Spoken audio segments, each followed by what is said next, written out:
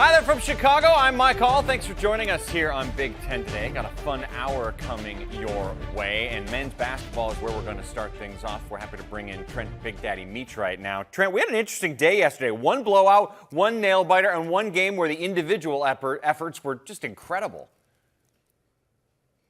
It's another night in the Big Ten. I mean, teams scoring, pushing 90, pushing 100 points. It's a new season this year. We have new teams in the league, but there's also some different styles and more high-scoring offenses than we've seen, I think, in some time. So it's a lot of fun. And last night, we had some more great action. And we're just kind of getting started here in the middle of the season. So I love it, Mike. Yeah, I was talking with Jordan Taylor the other day, last week on the show, and he reminded me that he played in a game where the final score was 36-33 in a Big Ten game. Oh. We are a long ways away from that with some really exciting. I had a few of those. Yeah, exactly. I had a few of those, some rough nights. So it's getting better now. I love it. I agree. Let's get to our big story, which is the hoops from last evening. And here's a look at the scores in case you missed what happened. Illinois just smoked Indiana. I mean, just from the get-go was on top of them. On the road at Assembly Hall, they win by a massive amount. Wisconsin and Ohio State was very close. Buckeyes made a great run late, but the Badgers hold on. And USC almost had not one, but two guys get a triple-double as they beat the Iowa Hawkeyes. So, Big Daddy, let's start with the Fighting Illini. 94-69, they win against Indiana. That's one of their big rivals historically. This thing was over early. They scored 60 in the first half. How much of that impressed you about Illinois, and how much of that concerned you about Indiana? A lot of both. A lot of from both sides. I thought you had one team in Illinois. They played with great urgency. They were aggressive versus Indiana, nonchalant. They did not compete, did not play with purpose. So from a mentality, from an intensity level, it was very different between those two teams. But I'd also say, Mike, how they play schematically. Illinois has modernized the game and how they play. They play the modern game of basketball. Indiana's not there. And you look at Illinois, they took 14 more threes. They took 7 more layups or dunks. They got to the free throw line, took 8 more free throws. So when you see how they play, the floor spaced, the ball's moving, they're playing with great pace.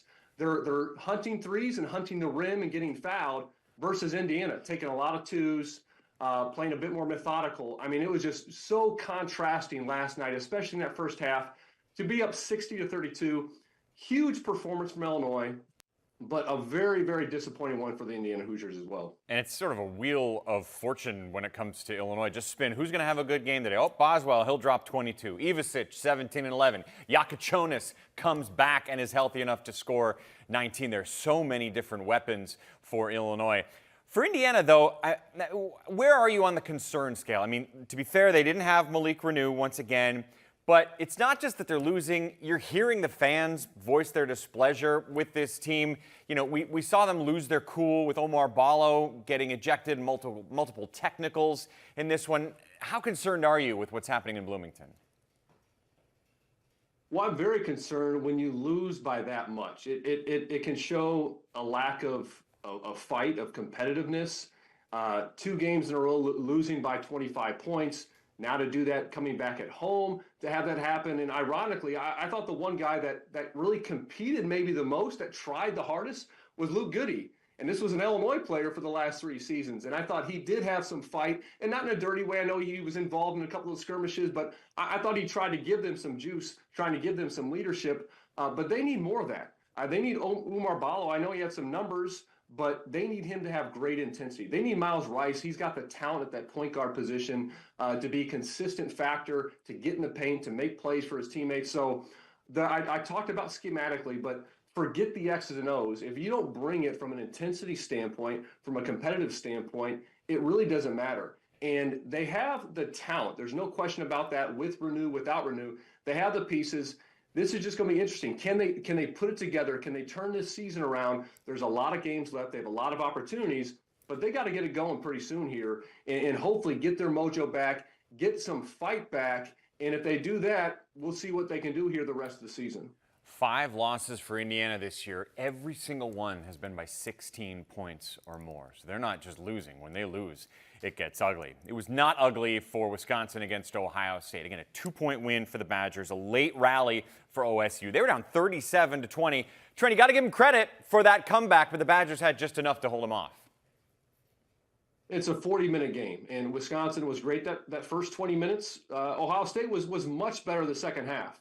But all in all, Wisconsin played the better game. Yes, they're at home. Those guards, Tanjay and Blackwell, they're such physical drivers. Getting to the basket, Tanjay got the free throw line 10 times, made all 10 free throws. As a team, 25 for 28. This is the best free throw shooting team. You can't put them to the line. That's easier said than done. Both these teams, though, I will say, Mike, I think they're better when they play with a bit more pace. I thought Wisconsin only 6 assists to 12 turnovers last night. When they move the ball better, that offense flows much better. And for Ohio State, they're a small team, and they'll play 2 small guards almost the whole game. Their bigs aren't that big. I think they got to play faster. When Jake Diebler took over as a head coach last year, that was the one thing he really tried to install in his team. Play quicker, play more up-tempo. I want to see them do that, especially with their personnel. They can space the floor. They have some quickness, but they got to play faster. Win number 200 for Greg Gard at Wisconsin. Meanwhile, what a night for St. Thomas as USC beats Iowa. He gets 24 points, 9 rebounds, 7 assists, and it's the second best individual performance by a USC Trojan because Desmond Claude had 25 points, 9 assists, and 8 rebounds. Nearly 2 triple-doubles on the same team. Your 2 guards, you combined for 49 points, 17 rebounds, 16 assists. Man, those guys are so tough, and you knew it was going to be hard for Iowa because USC has great positional size. Their guards are big. They're physical. Iowa does not. I saw USC, those guards go off against Illinois. Claude had 31 in that game. This team is rounding into form. I know they started slow. They don't have a point guard. That took them some time to develop some chemistry, but they got it going now. The metrics do not look good, but this is an NCAA caliber team. Yes, they got to win some more. It's been a little bit newer since they got this going, but they have the players.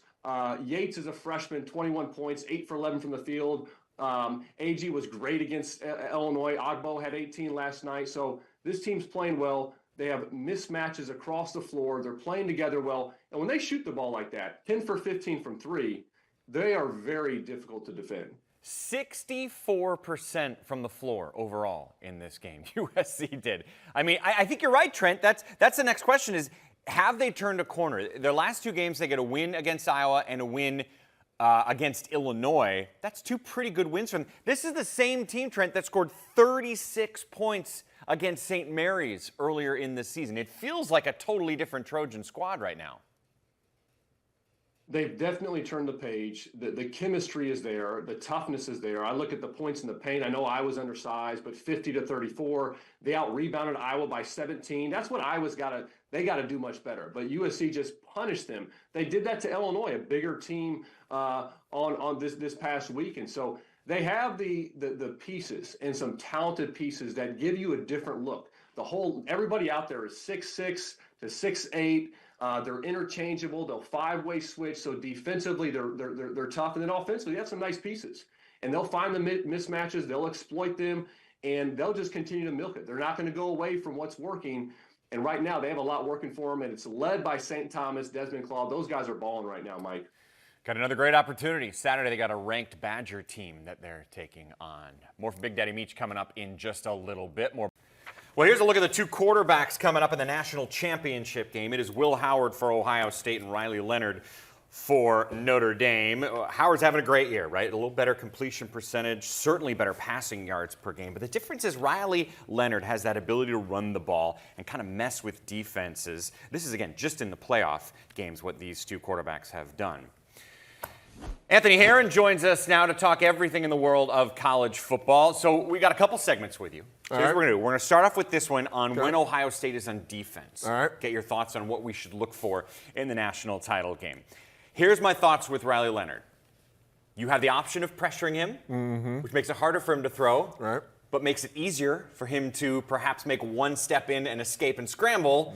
How do you attack that strategy? So that's actually for whatever reason, the blitz has been where Riley Leonard has been at his best this season for Notre Dame as a passer. And, even if the blitz gets home, to your point, he's able to extend the play because he's an incredible athlete as a quarterback. Now, his passing numbers from a clean pocket, his passing numbers when the blitz gets home, those are actually amongst the worst in college football, frankly, as a passer. But when you're able to get home with the blitz, that's where he's able to be super decisive. And for some reason, his accuracy actually ticks up in those scenarios. So he's in the top 20 in the country. When you've actually got blitz pressure that's able to defeat his pass rush. Now, the good thing from the Buckeyes' perspective is that they don't need to blitz to get home. They blitz amongst the bottom third in the country, and they still pressure in the top 5 in America. Their rate of pressure that they get with just a 4-man rush is amongst the best in the country, even by comparison to teams who bring 5 and more defenders to try to attack the quarterback. So they don't need the blitz. That's where Riley Leonard as a passer is at his best.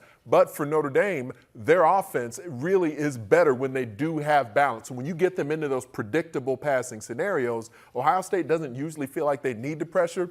And when they do, they tend to get home with it. But schematically, strategically, that may not be their best bet against this Notre Dame passing attack. Yeah, the talent the Buckeyes have is just suffocating. The fact that they can be a threat to rush even when they're not rushing the quarterback. And if there's one area of the Ohio State secondary that you say maybe we've got a chance, it is on the outside at corner. Maybe you try to attack there. Now, they're very talented at corner also, but some of the most explosive passing plays that Notre Dame has had so far this season have come outside the numbers. So when Riley Leonard either extends the play or when he has some time, that's where, if he can get it outside the numbers, whether it's to Greatwood or Faison or even the tight end position in Evans, we've seen them able to pick up some chunk plays throwing it there. Now, it's usually not cycling through read progressions and having excellent mechanics. A lot of times it's hitting that back foot, knowing he's got a one-on-one matchup. He feeds it outside, and they've been able to make big plays there. We saw them doing that in critical moments against Penn State the other day. So outside at corner, if there's anywhere Notre Dame's going to try to attack,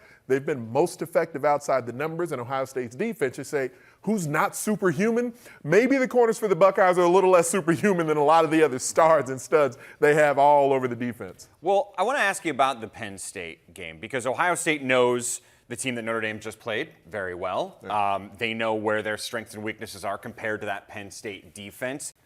Well, here's a look at the two quarterbacks coming up in the national championship game. It is Will Howard for Ohio State and Riley Leonard for Notre Dame. Howard's having a great year, right? A little better completion percentage, certainly better passing yards per game. But the difference is Riley Leonard has that ability to run the ball and kind of mess with defenses. This is, again, just in the playoff games what these two quarterbacks have done.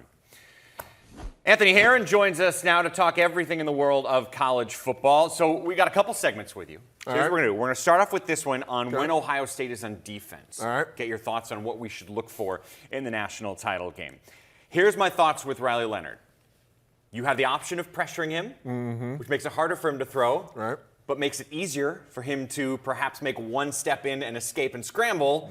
How do you attack that strategy? So that's actually, for whatever reason, the blitz has been where Riley Leonard has been at his best this season for Notre Dame as a passer. And, even if the blitz gets home, to your point, he's able to extend the play because he's an incredible athlete as a quarterback. Now, his passing numbers from a clean pocket, his passing numbers when the blitz gets home, those are actually amongst the worst in college football, frankly, as a passer. But when you're able to get home with the blitz, that's where he's able to be super decisive. And for some reason, his accuracy actually ticks up in those scenarios. So he's in the top 20 in the country. When you've actually got blitz pressure that's able to defeat his pass rush. Now, the good thing from the Buckeyes' perspective is that they don't need to blitz to get home. They blitz amongst the bottom third in the country, and they still pressure in the top 5 in America. Their rate of pressure that they get with just a 4-man rush is amongst the best in the country, even by comparison to teams who bring 5 and more defenders to try to attack the quarterback. So they don't need the blitz. That's where Riley Leonard as a passer is at his best.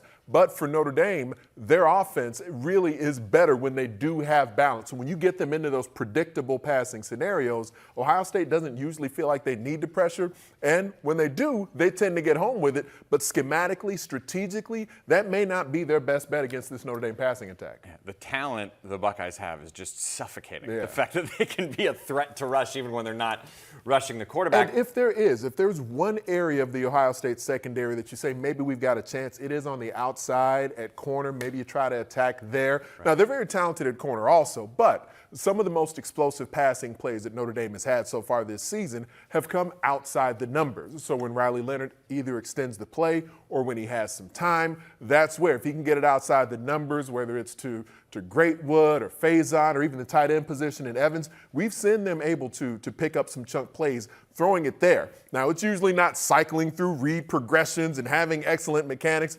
A lot of times it's hitting that back foot, knowing he's got a one-on-one matchup. He feeds it outside, and they've been able to make big plays there. We saw them doing that in critical moments against Penn State the other day. So outside at corner, if there's anywhere Notre Dame's going to try to attack, they've been most effective outside the numbers. And Ohio State's defense, you say, who's not superhuman? Maybe the corners for the Buckeyes are a little less superhuman than a lot of the other stars and studs they have all over the defense. Well, I want to ask you about the Penn State game because Ohio State knows the team that Notre Dame just played very well. Yeah. They know where their strengths and weaknesses are compared to that Penn State defense. All throughout that game. Now, Ohio State doesn't have Abdul Carter, Denai Dennis Sutton, right. But how wrong can you go with Jack Sawyer and JT Tuimoloau? So stylistically, they're different in the way they rush the quarterback. Both guys for Ohio State, more power rushers. So at least the film that you'll evaluate from a Notre Dame perspective at offensive tackle, Emil Wagner, their right tackle, he can be more prepared to try to sit down on his haunches and prepare for speed to power,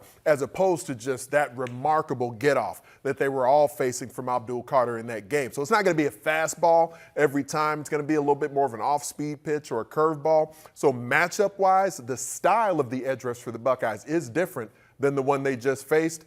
But Notre Dame has struggled at times in pass protection against a variety of teams, partly because they've been so banged up. One of the things from watching the Penn State-Notre Dame game was you kind of have to get your tackles on them when you get a chance defensively.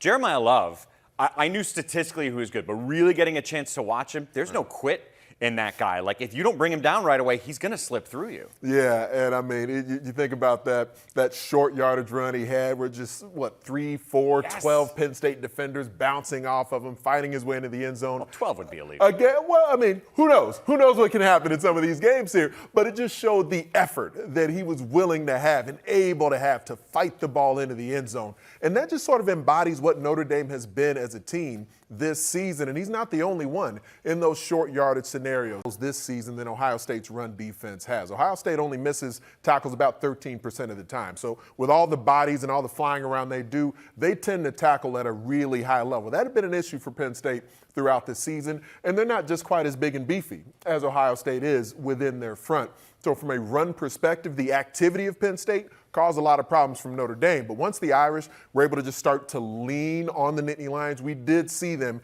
able to make some hay. Now, the running back position for Notre Dame between Love and Price, aside from that 98-yard run they had against Indiana, that was a huge chunk play. But they've only been averaging just over 3 yards a carry, specifically from the running backs on the ground. But Riley Leonard enhances their run game because he's so mobile as a quarterback, and they don't necessarily need explosive runs. They just need to sustain drives. They've been really efficient with the run game, gotten themselves into some short yardage scenarios, and then that's where they can make the decision. And they've been willing to be aggressive, going for some fourth downs in some of those critical moments. So that's where early down success for the run defense for Ohio State will be key. Right. It's an Ohio State defense that has 16 sacks in these 3 playoff games combined. They've been impressive to watch. Sawyer had one of the great Ohio State plays in the history of the program. In another goal-to-go scenario, right? Which they've been so good at. Yes. Between the Penn State game, goal-to-go for the Ohio State defense, able to stymie the Nittany Lions with the touchdown, just awaiting them and trying to seal a victory. And then we just saw it again last week. And that was a part of where Steve Sarkisian has gotten some heat for running outside, against that Ohio State defense from the 1-yard line. But Ohio Ohio State has been so exceptional. Tyleik Williams, you can't move him on the inside. Ty Hamilton, this bowling ball on the middle. He seems to be this immovable object as well. And they rotate other bodies like Houston and Canoe. They've got a bunch of guys who get work on the inside. And so when you can't run it between the teeth of the defense, that's why we've seen teams start to attack laterally in these goal-to-go scenarios. But then that's where Caleb Downs can come streaming through like a great Mike linebacker, even though he's a safety. And we know what Cody Simon can get done. And like I was just talking about, they really don't miss tackles in these situations. And so Ohio State's defense in these goal-to-go circumstances, that will be key and critical for the Irish in this game as they look to sustain drives. Watch out for short yardage. Now, Pat Coogan is a center for Notre Dame. He is their main leader up front. And so that matchup on the inside between Coogan and Williams and any other defensive tackle Ohio State looks to rotate in, that's where Notre Dame is still at their best right now. The inside of their offensive line, some young, durable guys who are up there who are really going to be a problem for college football fans in years to come here because of what they have coming back aside from Coogan as a center. That's going to be a key matchup, just kind of one-on-one on the inside. What can Notre Dame center do against some of those interior defensive linemen for the Buckeyes? You brought up Tyleik Williams, who is such an interesting name. He's by no means the headline grabber on that defense or the second, but he's been so important. And we're going to take a break. When we come back, you're going to explain why he's an example of a recruiting class for Ohio State that just topped. Notre Dame's defense in these playoff games has been pretty good. 17 points per game. That, generally speaking, gets the job done. Decent amount of pressure as well. 8 sacks by this squad, and they got a real challenge taking on an Ohio State offense that the last 3 games has just shown how incredibly explosive they can be, even though Texas kind of bottled that up. And what Notre Dame does defensively is man coverage on the wide receivers. Right. How does that work against this Ohio State team with these wide receivers who, especially Jeremiah Smith, got bottled up in their last game against Texas? Right, and it was an approach by Pete Kwiatkowski and the Texas defense where they just said, we're going to force you to drive the long field. We're going to force you to be patient, and within that patience can just sort of get the game to the fourth quarter as drives are sustained. And credit to Ryan Day, because he in some ways has factored this into the way he's begun to run the Ohio State offense, where they've gotten into the huddle more this season than they have in years past. That balance, run to pass, has been a part of that also, but an approach that Texas took where, some other teams said, all right, we're going to try this man coverage thing and see how it goes against Jeremiah Smith and others, and it didn't go very well.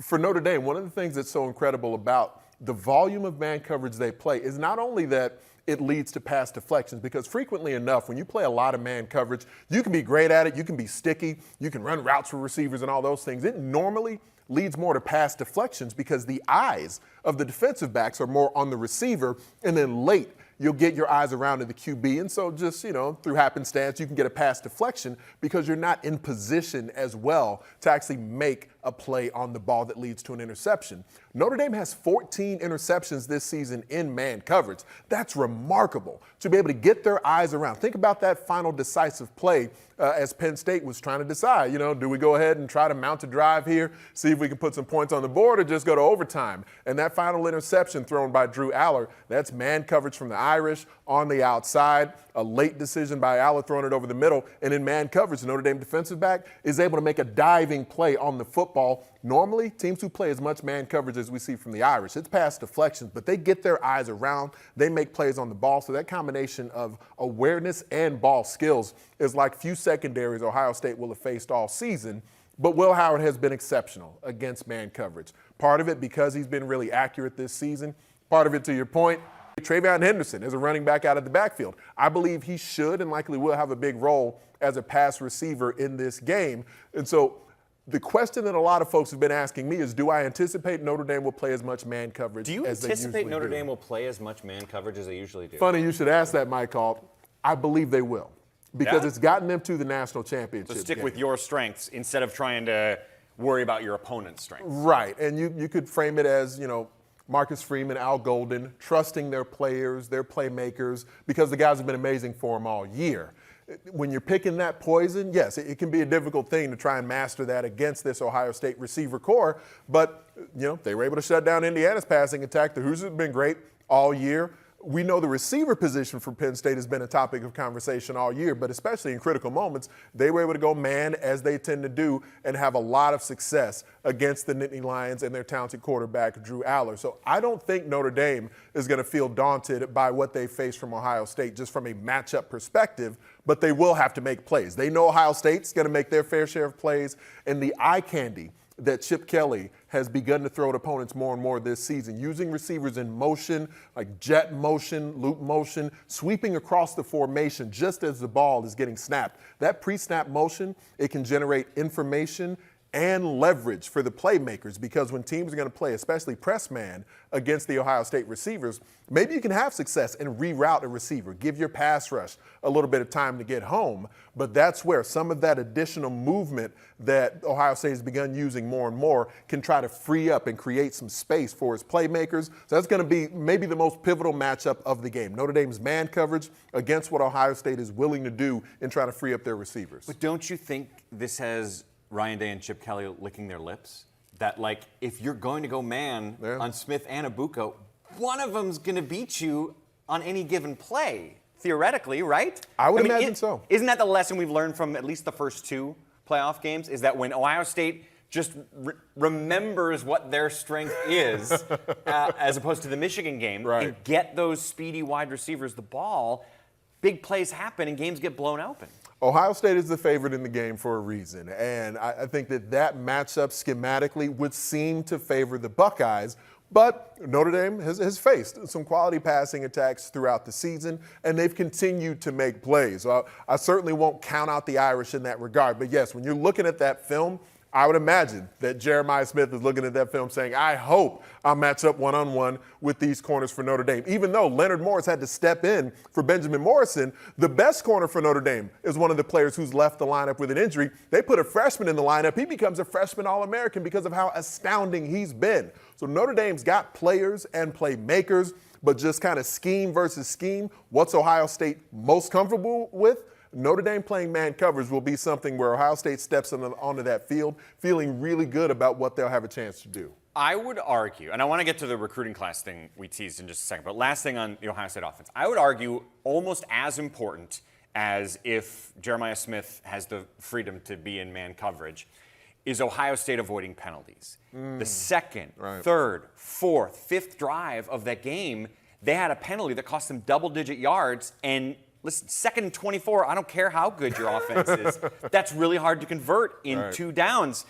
If they get in trouble again, what was it, 9 penalties in that game? Yeah. That's almost the best case scenario for Notre Dame, regardless of how they play defense. And that's where the temperament of Ohio State can be a factor in this also, because there is this enhanced aggression and confidence that Ohio State has been exuding throughout the postseason because they were just champing at the bit, just waiting to get back onto the field after that regular season finale loss to the Wolverines. And once they did, like I think about that first round college football playoff game at the Shoe, when Jack Sawyer and his teammates are literally waiting for the Tennessee Volunteers as they're stepping onto the field. There's a machismo about that where they just wanted to get back out there. They were able to balance that through the first couple of playoff games with kind of being within themselves, not picking up silly penalties, not having many self-inflicted wounds. They sort of got outside of that a bit in the last game against Texas, and it was on the road in a hostile environment. Now it's the Cotton Bowl, neutral site. It was essentially a road game that Ohio State got that done in. So this will be a test with the national championship on the line. You wanted us to bring up something, a connection that you made, and it was to the Ohio State recruiting class in 2021. Now, if we've learned anything from this playoff, Boise State and SMU and Indiana, sometimes recruiting rankings are not everything. Right. But then again, look at the star power. These are just some of the names from that 2021 class that Ohio State brought in. And I mean, Marvin Harrison Jr., not even amongst the top of the list because he wasn't one of the most highly regarded recruits in that class. But this was a group that was overall number 2 in the country in 2021 in that recruiting cycle. And I know you cover recruiting as closely as I do. This was a crew that when they came to Columbus, coming off the heels of all that success that had already been getting experience between Urban Meyer's run and coming into those early couple of seasons under Ryan Day, folks were talking about maybe they can win several national championships, not just continue the run of Big Ten titles. And frankly, they've just fallen short of those expectations. So this game, this opportunity, you think back to that moment in closing the show by Jack Sawyer, all that sort of encapsulates what this 2021 recruiting class came back for. Sawyer came back for this. Henderson came back for this. Tuimoloau came back. The game against the Longhorns can now feel like it culminated in something they all knew they were capable of when they got to Columbus. You mentioned Marvin Harrison Jr. barely made that screen. The greatest name in Big Ten history, Mike Hall, didn't even make that screen in bold print. Well, he's already in the NFL. That's true. And sitting on set with me. I looked back at it just before we came on air. Sawyer at the time was the third highest ranked recruit in the history of Ohio State modern recruiting. Terrell Pryor was higher than him, and Ted Ginn Jr. Those are the only two guys at the time he signed that were higher than Sawyer. Anthony Herron, as always, great stuff. We got a lot more coming your way football-wise, including the fact that the championship game is Monday night. We have you ready. A pregame show on our air, a postgame show on our air. Before you watch the game, click to us. When you're done watching the game, click back over to the Big Ten Network. Maryland wrestling is on a bit of a roll. 3 straight victories for them, highlighted by the win against top 10 Michigan in Ann Arbor. Followed that up with a win at Michigan State. Terps return home for Wisconsin in 2 days. And that brings us to today's big interview. For that, Alex Clemsen, the head coach, joins us. Alex, congratulations on the recent run. What stood out to you from the Michigan victory? Well, thanks. I appreciate it. Our kids just wrestled really hard. I thought the effort from opening whistle to closing whistle was tremendous. And in our sport, in our league, if you want to beat pretty much anybody, you have to give maximum effort. And to go on the road to beat a team as quality as Michigan, you need to have maximum effort and wrestle well. And our guys did that. I was really proud of them. First win over a top 10 opponent in more than 15 years. Give me an idea how big that victory was for the program. Yeah, it's probably huge, right? I think it shows what we've been selling since Clemsen and company came to College Park. We've said, hey, this has been done before. We've had top 10 finishes. We've had national champs. We've had conference champs.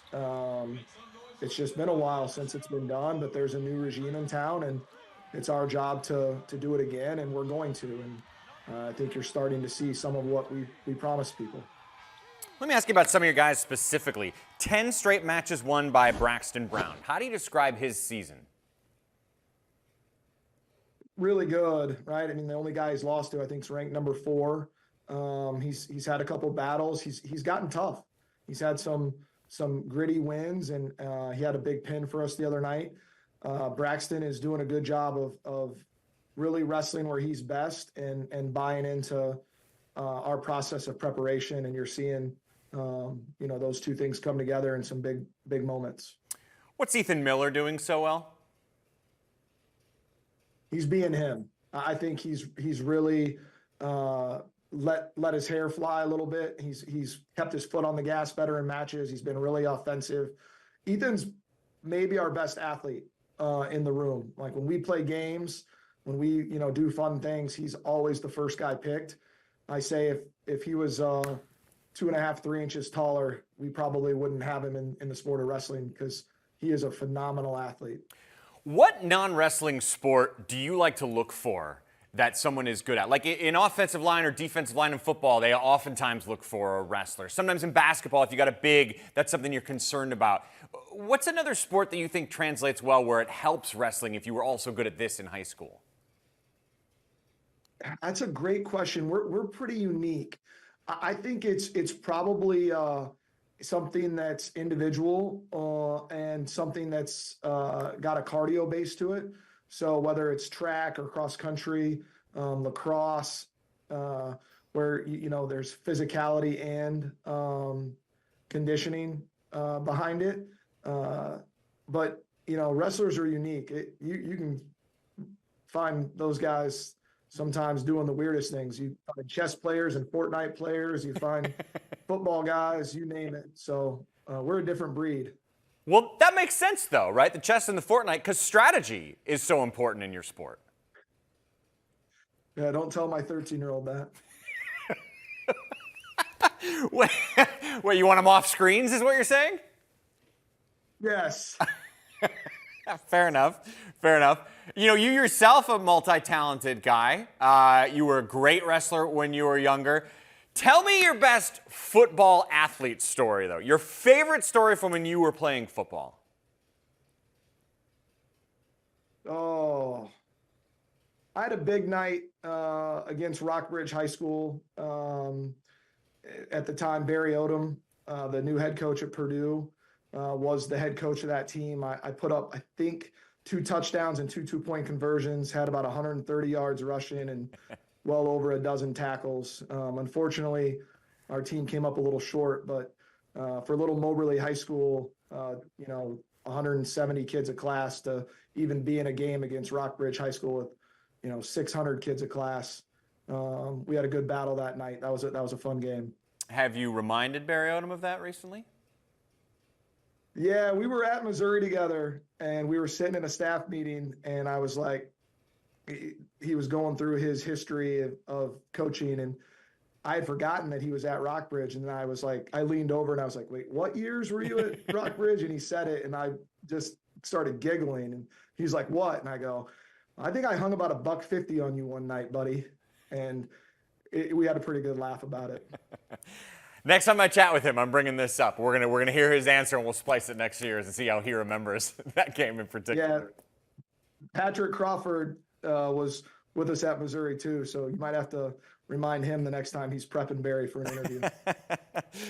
I love it. You mentioned you used to be at Mizzou. This is now your 6th year in charge at Maryland. I know there's a lot of time left in the season, but so far, what makes this season feel different? It's probably the group of kids. It's probably the most relaxed group we've had, while on the flip side being the most intentional with their work. It's a group that has a lot of fun, that stays really loose, but it's also a group when it's time to get to it and put their hard hat on, they're not afraid to really work. And so as a coach, that makes your job really easy. When a group comes in focused and ready to get after it every day, but then can stay loose and just enjoy themselves and be kids, it makes it really enjoyable. And right now we're seeing that. I also think part of it is the fact that every kid in that room now was a Clemsen and Company recruit. And it just probably has a little bit different vibe to it. The guys that stayed and through the regime change were great, and they did a really good job of buying in and helping us move the needle forward. But now it's all our guys. And I think there's a little bit different vibe to that because they really are embodying what we look for in athletes. There are obviously great wrestling programs all around the country, but this league in particular stands out. From your vantage point, what is it that makes Big Ten wrestling unique? Well, it's the history, it's the tradition, it's the resource level that is poured into the programs throughout the various universities across, our league. And, you put all those things together and you get a collection of the, most competitive humans probably on the planet. And then you get a collection of kids that I like to say represent the collection of the toughest humans on the planet, besides the men and women that serve in our armed forces. So you get that, all piled up into one big ball, and you get some pretty good scraps every Friday and Sunday. Yeah. You got one coming up this weekend against Wisconsin. What's your biggest concern heading into that match? It's a great team. It's a team with a lot of history. It's a team that's led by a guy that's had a lot of success everywhere he's been. He had a lot of success as an athlete himself. I've known Coach Bono a long time. His teams are gritty. His teams are in shape. They're not going to give you any wins, that's for sure. So our kids better be ready to have another, tremendous effort and wrestle really smart and really hard and put themselves in position to compete at the highest level. Otherwise, we won't feel like we did on Friday and Sunday. The man is a great coach of wrestlers and still has an edge over Barry Odom on the gridiron. Alex Clemsen, congratulations on the great start to the year, man. Thanks for giving us some of your time. Appreciate you. This begins with a brand new edition of The Journey. Then a tip-off show gets you ready for a doubleheader as 12th-ranked Michigan State hosts Penn State, followed by top 20 Purdue against Washington. 6:30 Eastern it all starts, 5:30 Central, 3:30 Pacific, right here on the Big Ten Network.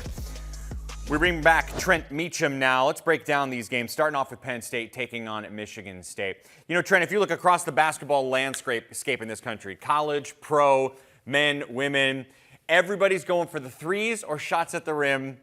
And then there's Michigan State. They are not interested in that. And guess what? It's working. This is classic old school Tom Izzo. Fast break matters, defense matters, rebound matters, and they're winning.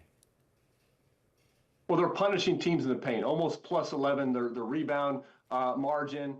And Mike, they're on the season, their threes are below 30%, but they're higher 30s, 37% in Big Ten play. That's fifth in the league. They're not shooting a lot of them, but they are shooting much better. I think they have good shooters.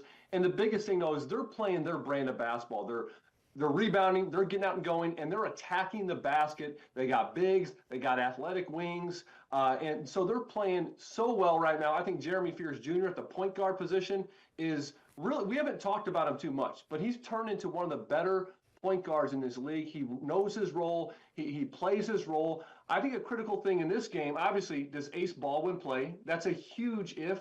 If he's playing, I think Penn State could match up pretty well. And also Michigan State, they got Illinois coming up this weekend. They can't look ahead to this because Penn State's a good ball club. And if Ace Baldwin's playing, it definitely sets it up for an intriguing matchup. Right. Baldwin didn't play in the last game, and the Nittany Lions are now on a 3-game skid. This is such a good opportunity for them. They've shown some bright spots this year, Trent. You get this type of win against this type of team, that can help push you forward into the second half of Big Ten play. It could, and they really compete against Oregon, a game they probably could have won. I thought all those guys, Nick Kern handled the ball, was their point guard. He was fantastic. Freddie Dilion, all their guys played well. I like it when Penn State, they went to zone some that game, when they can keep Yannick Konan-Niederhauser in the paint. They oftentimes will extend him so high on ball screens, and you have a 7-footer at half court. I prefer keep him in the paint. He's a shot blocker. He's a presence. They're going to need his presence against Michigan State, how they attack the basket, how they attack the board. So I'm looking to see them keep him in the paint. And these other guys, they played great last game. Even if they don't have Baldwin, they've proven they can beat a good team. It's tough on the road, especially with how Michigan State's playing. Plus 21 points. They're differential in Big Ten play. They've been dominant. So we'll see if they can continue that.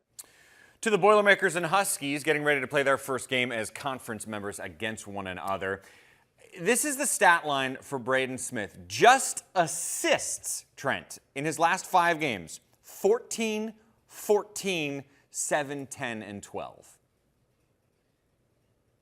That's pretty good. As a team, they're, I think, third in the country in assists per made field goal. Almost 66% of their made shots come off of assists. That starts with Braden Smith. And, Mike, he's averaging those 5 games, if I did the math correctly, almost 11.5 assists a game, also 20 points a game.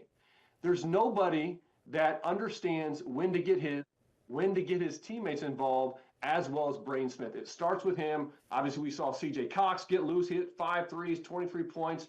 Not bad for a freshman. Fletcher Lawyer hasn't probably been talked about enough this season. The level that he's playing at, over 14 points a game. And his splits, almost 50, 50, 90. Those are crazy numbers. He's been so efficient.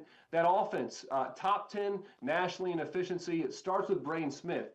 But this is a total team effort. They're really hitting their stride. The competition's going to get tougher. Washington's been good at home in their recent games. And then Purdue, they're on that West Coast trip. They got at Oregon the following game. So this will be a really good trip. If they could pull off 2 games here, that would be huge. But they can't look past Washington. Well, let's talk more about the big picture with the Boilermakers. You mentioned they scored over 100 points the last game, 19 3-pointers in that win against Nebraska. But they're 5-1 in conference play. And I don't want to say they recovered over December, but they're back to like a normal schedule. That was a brutal stretch they had in December, playing really good teams, a bunch of them not in the conference. And they're going to have some more stretches in this conference, Mike. They have been playing very well. I've loved what Matt Painter's done, bringing First into the starting lineup, bringing Cox into the starting lineup. That allows them to bring those athletic guys, Heidi and Colvin, off the bench. First gives them more physicality. He really knows his role. He's a rebounder. This has been a Purdue team that's dominated the boards in recent seasons. They have not done that until more recently. Now they have a bigger lineup. I like that for them, but it will get tougher, and they're going to drop some games. But I do expect this Purdue team to continue to grow as the season goes on. Brain Smith has played as well as anybody in the country, and Matt Painter has done some really nice things over the past few weeks. They got it going, roll. They have it rolling now. We'll see now going on the road, hit that West Coast trip, having some tougher teams coming up as well. They will be tested, and I'm looking forward to see how they respond. Yeah, they're one of those teams. I don't think we're going to see the little 17 next to Purdue that much longer this season, even though their schedule will get hard. They just feel like there's too much talent there. And it's funny, we talk about the tough schedules. Look at Washington. This is their 4th straight ranked opponent for them, the Boilermakers will be. And when they're done, they then have another ranked opponent waiting right after them. So they'll have 5 straight games where they played someone who was ranked in the AP Top 25. That's just a brutal stretch for a team in the Huskies that kind of felt they gave a real good fight against Illinois, just barely lost that game. But then they had 2 bad losses, and now it's going to be a uphill battle for them as we go. Trent, thank you very much. Great stuff from you. Our thanks to Anthony Herron as well. That'll do it for this edition of Big Ten Today. Again, we got hoops later on this evening. We will see you then. I'm Mike Hall. Have a good one.